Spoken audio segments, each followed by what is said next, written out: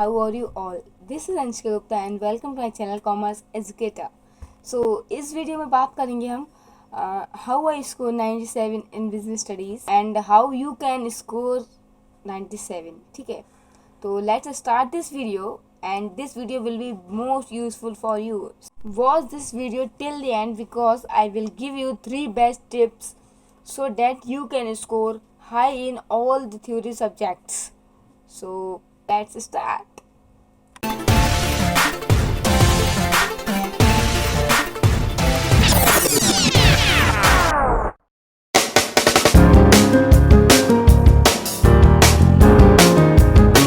सबसे पहले तो अगर आप बोर्ड्स में अपना अच्छा स्कोर करना चाहते हैं तो उसके लिए आपको बोर्ड्स की स्टार्टिंग से ही आपको सीरियस रहना पड़ेगा। ठीक है, तो आप अच्छा स्कोर कर सकेंगे, ये नॉर्मल है कि मतलब आप स्टार्टिंग से ही अपनी प्रिपरेशन उस तरह की रख रहे हैं कि आप अच्छा स्कोर कर सकें।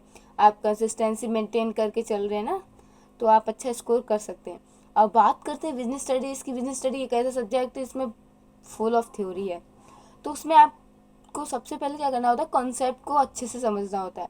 अगर आप कॉन्सेप्ट अच्छे से समझ लेंगे तो आप केस स्टडीज़ अच्छे से बना पाएंगे, क्योंकि बिजनेस स्टडीज़ में मोस्ट ऑफ द क्वेश्चंस हैं केस बेस्ड। ठीक है, तो आपको सबसे पहले क्या करना है, अपने कॉन्सेप्ट को क्लियर रखना है। Concept is the power in business studies. ठीक है, तो आपको सबसे पहले कॉन्सेप्ट को बिल्डअप करना है। देन उसके बाद क्या आप पूरा मकडअप कर सकते हैं बिजनेस स्टडीज़ को? तो आंसर इज़ नो। आपको बिजनेस स्टडीज़ को मकडअप नहीं करना है। बिजनेस स्टडीज़ को आपको समझना है। जैसे मैंने बोला, बिजनेस स्टडीज़ को आपको समझना है एंड उसकी जो हेडिंग्स होती हैं हमारी, वो आपको लर्न करनी है, वो आपको मकडअप करनी है, वो आपको लिख लिख कर प्रैक्टिस करनी है। बिजनेस स्टडीज़ में जितनी भी इम्पोर्टेंट फीचर्स लिमिटेशंस दी गई हैं उसकी हेडिंग्स आपको लर्न होनी चाहिए। अगर आप हेडिंग्स लर्न कर सकते हैं, उसके अंदर का मैटर आप अपने आप डाल सकते हैं, जिससे आप अच्छा स्कोर करेंगे। ठीक है, कंसेप्ट समझिए, हेडिंग को लर्न करिए और कंसिस्टेंसी बना के रखिए अपनी पढ़ाई में एंड राइटिंग प्रैक्टिस करते रहिए। और जब भी आप पढ़ें, आपकी हैंड में पेन एंड पेपर होना ज़रूरी है। हर थ्योरी सब्जेक्ट में आप ये फॉलो करिए, जब भी आप पढ़ें तो आप हैंड में पेन एंड पेपर होना ज़रूरी है, क्योंकि जो भी आप पढ़ रहे हैं उसमें कुछ इम्पोर्टेंट होता है, तो वो आप लिखते चलिए। और बिजनेस स्टडीज़ की बात करूँ तो आप उसको साथ ही साथ नोट्स बनाते चलिए। अगर आप बना चुके हैं फिर भी नहीं बनाए, तब भी जब भी आप पढ़ें तो अपने हाथ में पेन और पेपर रखकर उसमें नोट्स बनाना शुरू कर दीजिए।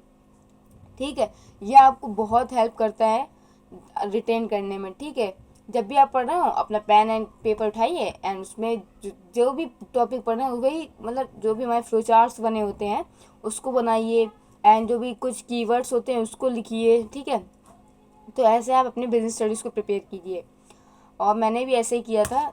मैं जब भी पढ़ती थी तो उसमें साथ में अपने फाइल पेपर जो यूज होते हैं उसके पीछे बना के फ्लो चार्ट्स एंड ऑल जो भी हमारा राइटिंग का होता था या कीवर्ड्स होते थे, मैं उसी में लिख लेती थी।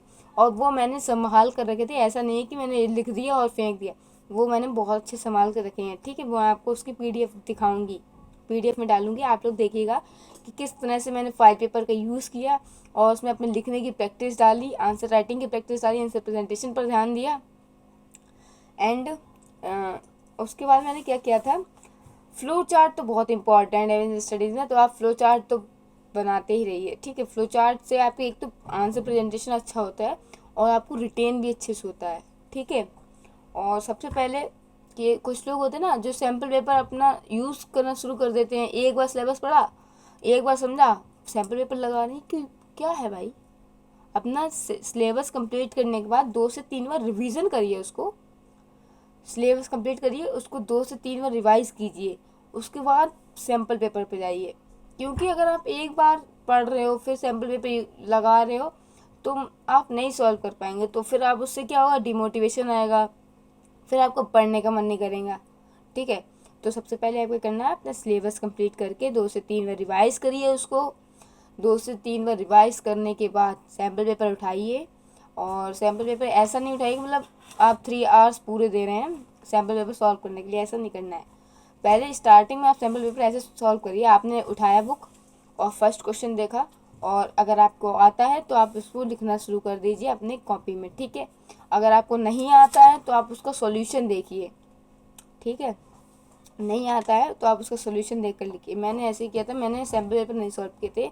एक्चुअली मेरे पास टाइम कम बचा था बिजनेस स्टडीज़ के लिए, तो मैंने एंड टाइम पर मतलब लास्ट ईयर की सैम्पल पेपर बुक रखी थी मेरे पास, तो मैंने क्या किया, उसी सैम्पल पेपर बुक को फर्स्ट सैम्पल पेपर देखा, पहला क्वेश्चन आता है, हाँ ठीक है, लिख के देख लिया।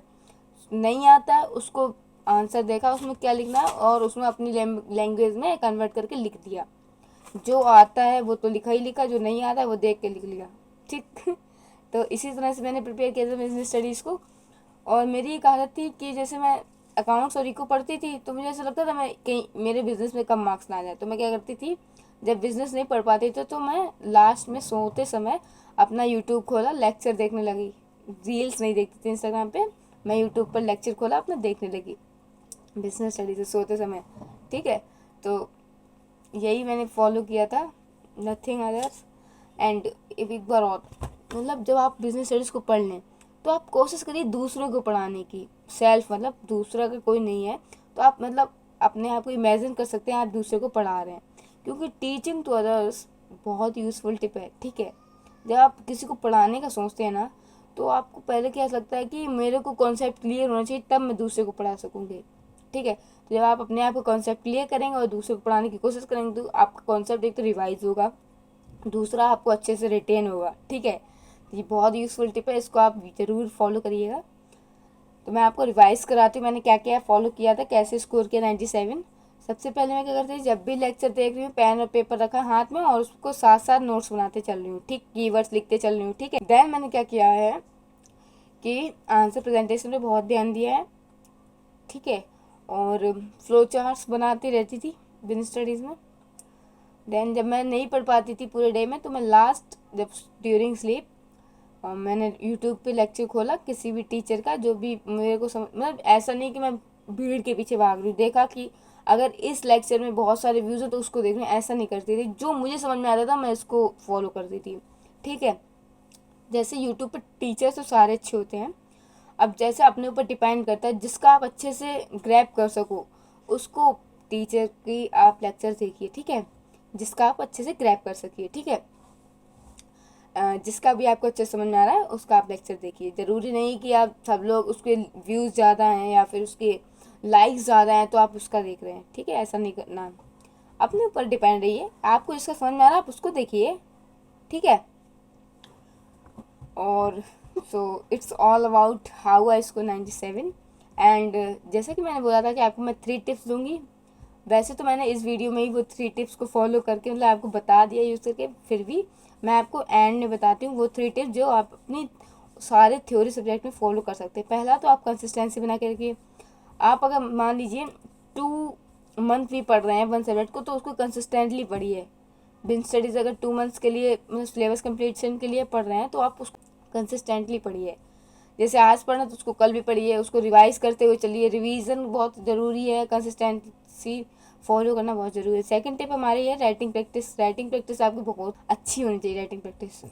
ठीक है, जिससे आप क्वेश्चन देखें और आपको मतलब माइंड में आ जाए कि आपको इस आंसर को कैसे प्रेजेंट करना है।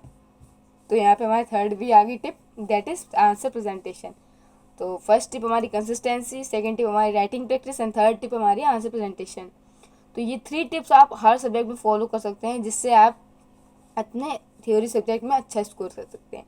सो thanking you. If you like this video please like this video and share this video and subscribe my channel for upcoming videos. So thank you, bye.